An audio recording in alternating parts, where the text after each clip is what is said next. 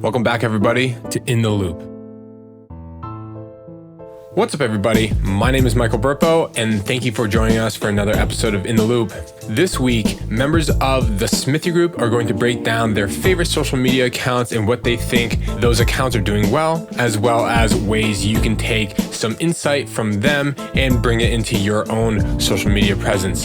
It's going to be a really fun one, and I hope you guys enjoy it. And this week is brought to you by Punchmark, the jewelry industry's leading website provider. Join the community of nearly 500 other jewelry stores in choosing Punchmark's easy-to-run and e-commerce-enabled website platform by visiting punchmark.com for your free trial demo. And this episode is brought to you by the Smithy Group, a digital growth agency that helps leaders and businesses dream bigger and achieve multi-generational integrity. Through insights and intelligence, digital marketing, and advertising solutions, they help businesses expand their business and grow their revenue. The Smithy Group has helped hundreds of businesses surpass their goals and believe that whatever your business and whatever your story, they will make it matter to your audience. A very special thank you goes out to The Edge point of sale system for sponsoring this week's episode and letting us do what we love. Thanks, everybody. Enjoy the show. Hello and welcome back to the In the Loop podcast. We're excited to have you here. My name is Cody Giles. I'm the Director of Integrated Strategy at the Smithy Group, and we've got a TSG takeover for today's podcast with an exciting discussion about our favorite Instagram profiles. I'm joined today by Elise Poana, our Director of Client Success, and Evelyn Stetzer, our Integrated Brand Strategist. Elise, Evelyn, thank you for joining me today. Thanks for having me, Cody. Yeah, me too. I think this will be a good conversation. We're going to talk about our favorite Instagram pages, but both Elise and Evelyn have extensive backgrounds in the brand space. Elise being our current Director of Client Success, previous to that, a Director of Integrated Strategy, previous to that, a Brand Director. So many, many years in the brand space with TSG, and with Evelyn now, the Integrated Brand Strategist, currently leading our brand team and developing the strategic thesis for what branding looks like for us as an agency and for our clients. Should be a good conversation working with these two. They're all the time going back and forth about inspiration for different brands that they love. We have Instagram group DMs going back and forth. We have emails constantly happening back and forth about inspiration. So I think they're going to bring a lot to the table for today's conversation. So before we dive into that, we're going to start by talking about what it takes to create a good profile and to grow your followings. The brands that Elise and Evelyn will mention later on, I'm sure weren't an overnight success, and we know that it takes time to build those social profiles. But before we get started, let's really just look at, for you all, what does it take, or what makes a great Instagram account? Evelyn, let's go with you. Okay. So yes, that's absolutely true. Elise and I send a lot of profiles to one another almost daily, if not hourly, just learning from all the brands that are out there and also having an experience. So that is what I want to do high level in this conversation, is talk about what it takes to be a good brand, not just a good Instagram account. I feel like consumers are smarter than ever as we have things accessible to us at our fingertips. We're able to analyze very quickly with a couple scrolls. Is this a brand that I want to be a part of? So for me personally, I care about a good sense of humor in copy and creative. I care about learning things, seeing something beautiful, seeing things from other people's perspectives, something artistic, then also just having a strong brand voice and identity. And I believe, imagery and copy work together effortlessly to do that. So I love when a brand feels like they know themselves, feel authentic, and then also are finding a way to be applicable to me and mattering in my daily life to keep me coming back and interacting with the brand almost like we're friends. What does that look like for you? So you mentioned authenticity being a key piece. Have you been to profiles where you can just tell automatically that it feels inauthentic? What are those key red flags for you?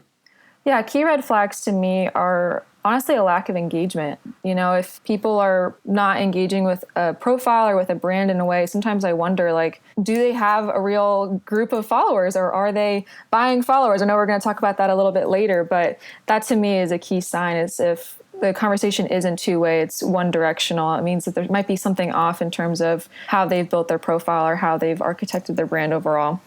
Elise, what about you? I use Instagram as a form of exploration, but also as a form of escape. I want to go on Instagram and really be swept away in the story that someone is welcoming me into. So whether that's, really beautiful product photography for luxury brands or someone highlighting the latest travel destination that they've been on, I want to feel like I'm there. I want to feel like there was time put into the content that was created. Not saying it has to be, stuffy or overly produced, but that it feels intentional, that it feels like they've crafted a journey for me to go through, and that as I, scroll back through old posts on their feed, that they're taking me somewhere, even if it's kind of a time capsule of what was happening, the previous season or a year ago, that it almost feels like a destination that I'm exploring.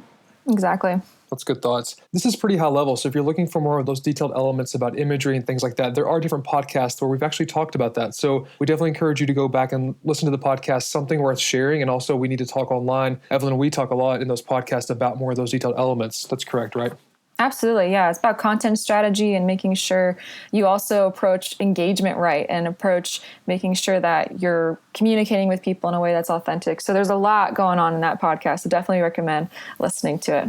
So the next piece to talk about, it's probably something that anyone feels whenever they are in the social space and they are growing or they're trying to grow their social profile. It's burnout. It can feel a lot like it's a daily grind that you are putting in so much time, but you're not seeing the results that you thought you would see when it comes to growing your social following. I mean, talk to me and also to the listeners. This is normal, right? Like, what should we be expecting realistically when it comes to growing a profile and putting in that time? Elise, what are your thoughts there?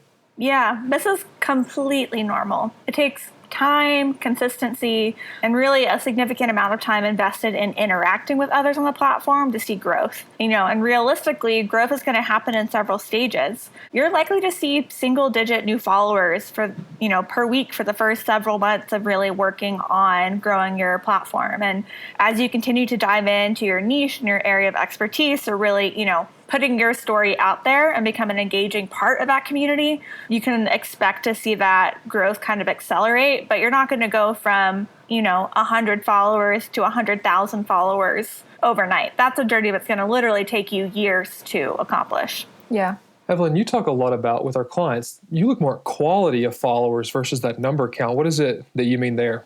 Absolutely. I mean, when it comes to the jewelry industry specifically, which I hope some of our listeners are from the jewelry industry, I hope some are outside the jewelry industry, but for us, what TSG works with and our retailers, we talk to them about, those ones and twos matter because that one person might be looking for an engagement ring and might be following you over a length of time to really sniff you out and understand your store and understand your value offers and comparing you against other purchases they might be wanting to make online. So fine jewelry is a longer lead time. It's more difficult to push the trigger and decide to purchase something. So when we say ones and twos are coming into the account, we see that as great. Like you're going to potentially see something you like and buy it way longer down the line. So every person matters and their story matters and why they're coming to your page.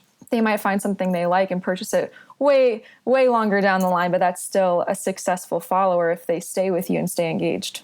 Sure. That's good insights. We've seen some people be really focused not only on the like count, like how many likes are these posts getting? We know Instagram's removed that in certain areas just to test out, eliminating that sort of constant attention on how many likes a particular image gets or a post gets. People are also focused about, the number of followers that they have, some to the point where they have bought more followers to come onto the page because for them, it makes it seem like the page is more established. If I'm a new customer, I come to your page and see that you have 10,000 followers or 100,000, let's say 100. Oh, that looks great. You're a popular brand. I want to follow you. I want to do all this stuff. But that really can hurt the brands in the short term and the long term, right? Like what are the consequences of doing that? And why is it, we push against this a lot, but let's talk about why we do that. Yeah. I'm going to get fired up here, so I'm jumping in.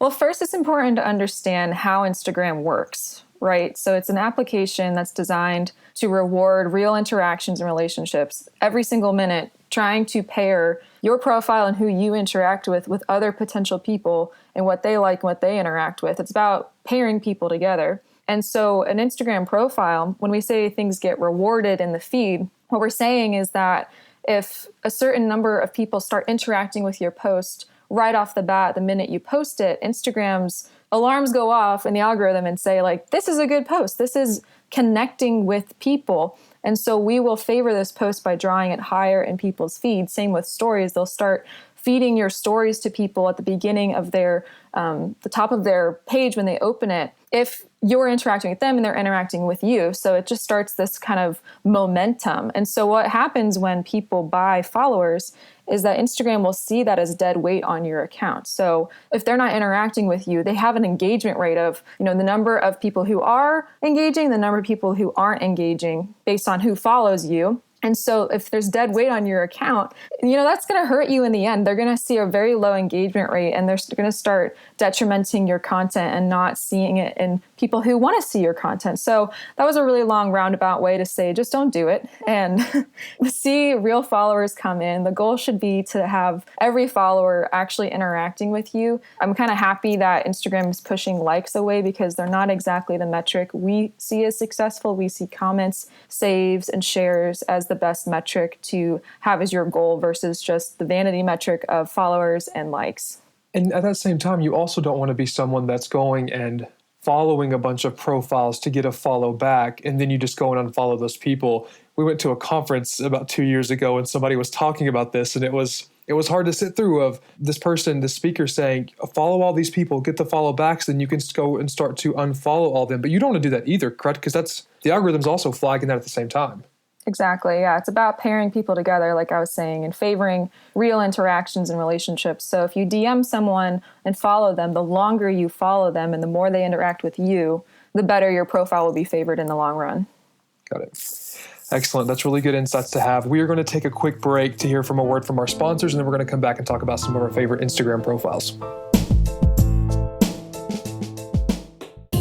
Support for this week's episode comes from The Edge. The Edge is the jewelry industry's leading point-of-sale system, though you've probably already heard about how amazing they are. They're in the business to help independent jewelers succeed in an ever-evolving retail environment where technology plays a major role. Their promise to their clients is to never let them get caught in technological or functional time warp. The Edge develops their software on state-of-the-art technology and adds features and functionality in the best interest of their users. In the words of Edge founder Dick Abbott, our biggest reward is the success of our store owners. To learn more about the Edge point-of-sale system and all the ways that can accelerate your business approach into an omni-channel solution, visit theedgeforjewelers.com. Thanks, back to the show.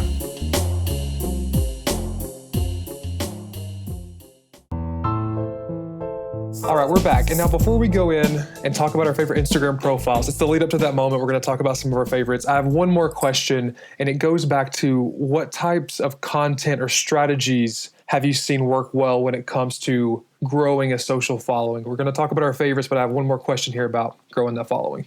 Yeah, I think a lot of it comes down to being really intentional and being authentic. Having a beautiful Instagram page or having an engaging Instagram page is not just about having every image be something from a, highly glammed up commercial shoot. It's about connecting, and it's about telling a story, and it's about showing, who you are. And I've seen profiles really grow when they've dug into what makes them different, either as an individual or as a brand. And they just stand out as authentically themselves. They're not trying to follow, all the latest fads like, okay, we're going to have graphics that look this way, or okay, we're going to mimic this other tone of voice. It really is more personalized, and it feels a lot more human. At TSU, we talk a lot about the importance of the human brand and making sure that your digital presence really is reflective of who you are as a business and who your team is. And this also trickles down to your social pages and making sure that you're presenting yourselves as being people or having a voice and having something to say. It's good thoughts. Evelyn, anything to add there? Yeah, absolutely. I think at least you're right on the money. It's about the people behind the phone. And people know that, like, just to circle back from where we started, people can tell really quickly if an Instagram account is stemming from a larger passion or a larger mission or a larger desire just to serve people and sell things to people that matter. There's just a very easy first impression that you can have on a social profile, knowing if it's a page designed to sell things or to actually connect with people. So very easy to tell right off the bat, just like a first impression when you walk into a store. So first impressions matter. All right, let's talk now about our favorite Instagram profiles. Evelyn, I want to start with you. You have a few here. Give me that first one and talk to me about why you like that page. And just as a note here, we're going to make sure that we drop into the show notes the links to all these profiles that both Evelyn and Elise will talk about. That way you can pull them up and follow along as we have this conversation. Unless you're driving, then follow up later.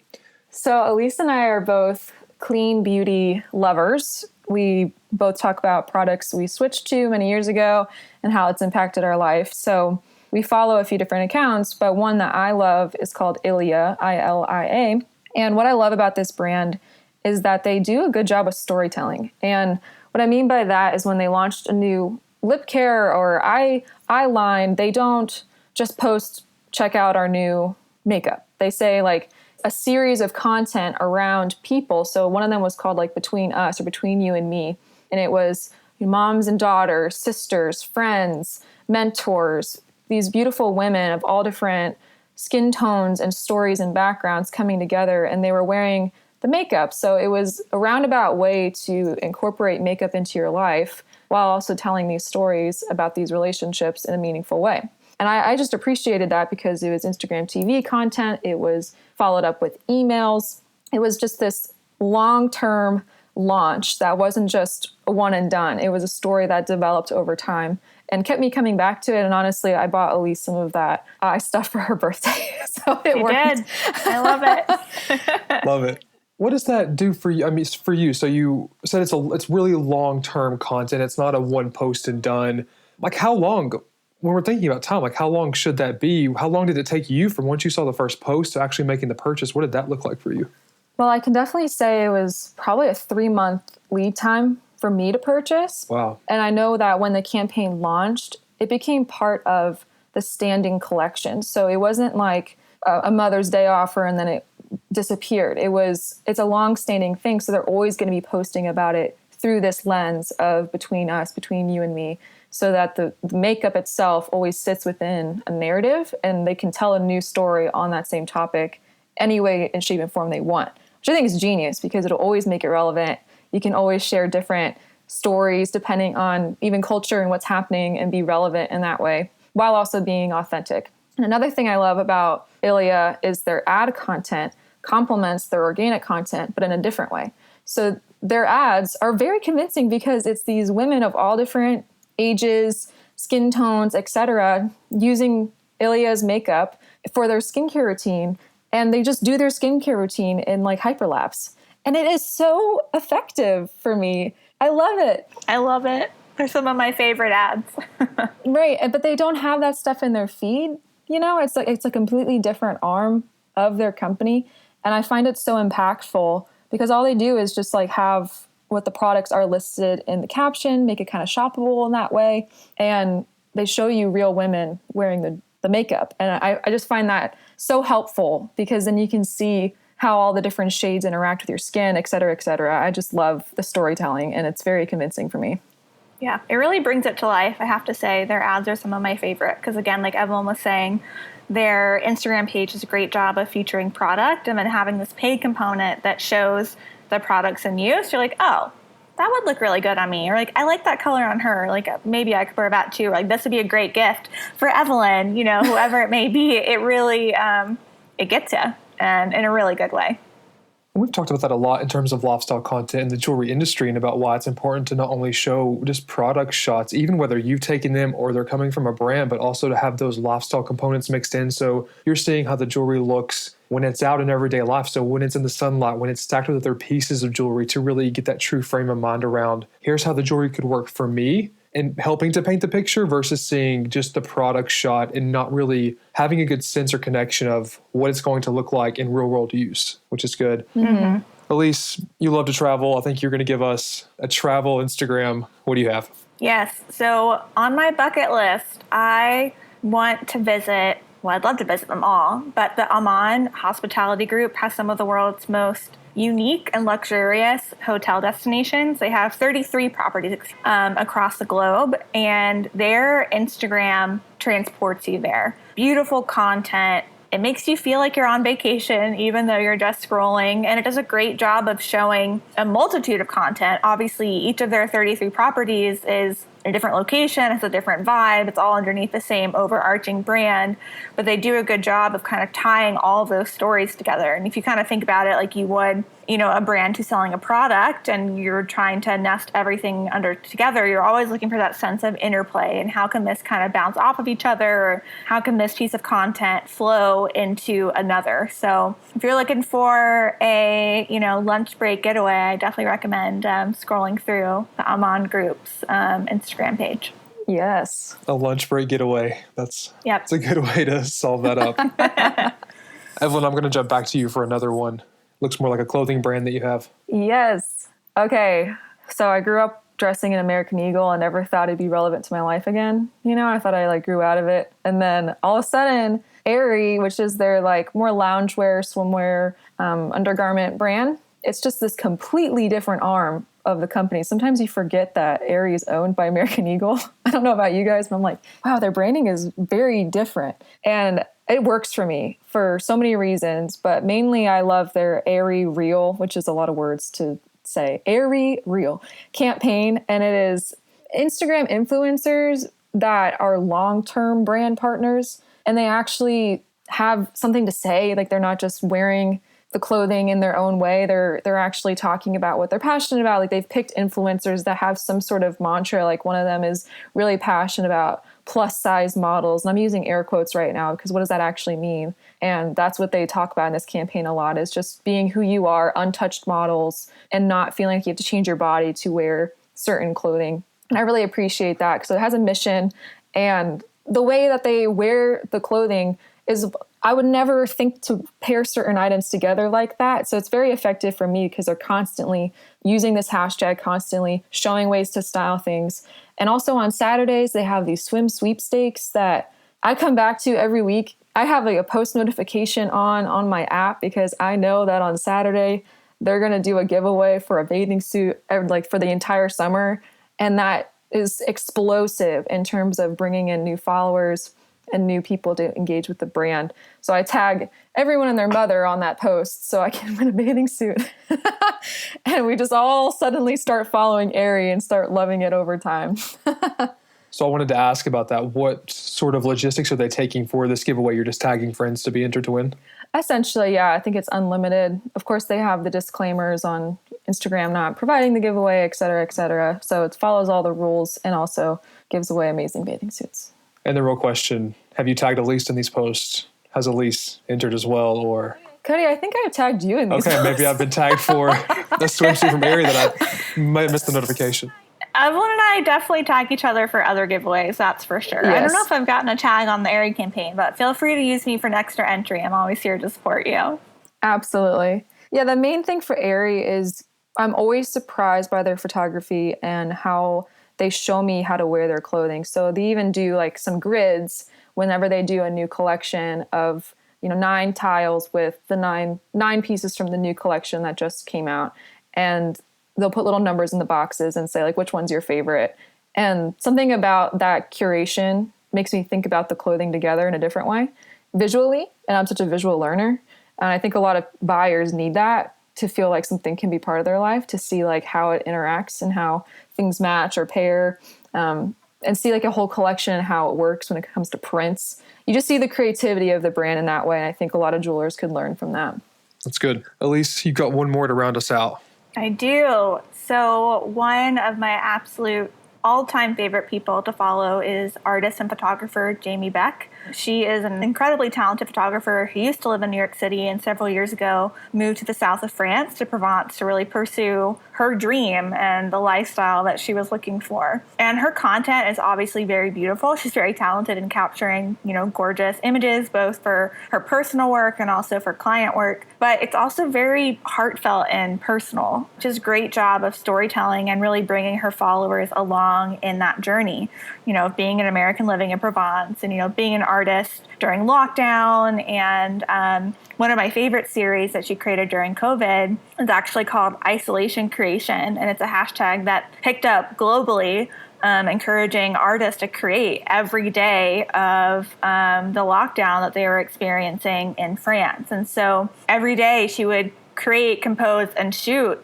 a beautiful new piece of art that then, after people begging and pleading for ways to have it in their home, launched an e-commerce site where you could finally buy, a poster of her work. Her work is normally, $8,000 for a photograph that she's done. To be able to have something brought down to an accessible price point, that really was her listening to her audience and taking the community that she had cultivated and kind of honoring that engagement and excitement and giving a way for people to actually activate on it, and not just having, tens of thousands of people who really admired her work but couldn't afford to bring it into their own homes.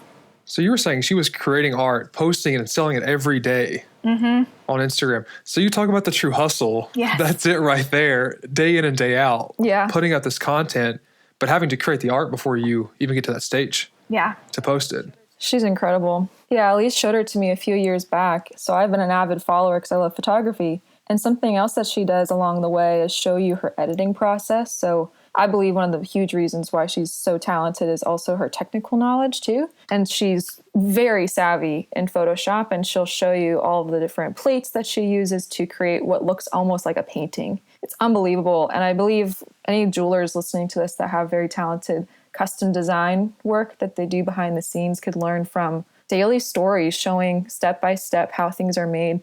It doesn't give your secrets away. It just draws people in, and people care about educational content like that and are very interested in art. It's beautiful, it's enticing, and shows your expertise over time. Yeah, it also shows why things cost the way they do. I'm obviously very thrilled that there's now accessible art for me to access from Jamie, but understanding for something like one of her, masterworks that's been, printed, everything that goes on behind the scenes to create that photograph, but even after it's done, her working one-on-one with the printer and figuring out, the paper and the colors, making sure everything is just right. That same sort of, like Evelyn was saying, experience could be given to your jewelry consumers to understand, here's what it takes to make your beautiful ring. Here's the story behind it. And I think that's really powerful and, honestly, one of the most important parts of creating content overall, and that's connection. Mm-hmm. Yeah, it seems like that connection, the inspiration, the authenticity, those are some common threads among most of these Instagram pages that we've talked about in the conversation today of what truly makes a good Instagram profile for that connection that you're looking for. Absolutely. And not forgetting that jewelry is an art. Something that I've learned from Elise and working with her is just how much culture and history and beauty jewelry can hold. And that's a story in and of itself. And I think sometimes a temptation for some small town jewelers we talk to is to talk just about the people, which is not bad. Like, that's a very important angle, but then also the angle of like, this is fine jewelry. This is beautiful. These gemstones, these diamonds, these materials, they have a story in and of themselves and how they all come together too. So don't forget that angle when you're listening to this podcast. Don't forget, like, your store and the people in your store have a story to tell too, and how it connects with people outside of it as well. That's really good. Any other final thoughts? Be authentic, be you, and know that being different in the space is a good thing. You don't need to emulate someone else who's doing the latest and greatest. Be true to who you are, and that's what's going to resonate the most with your followers.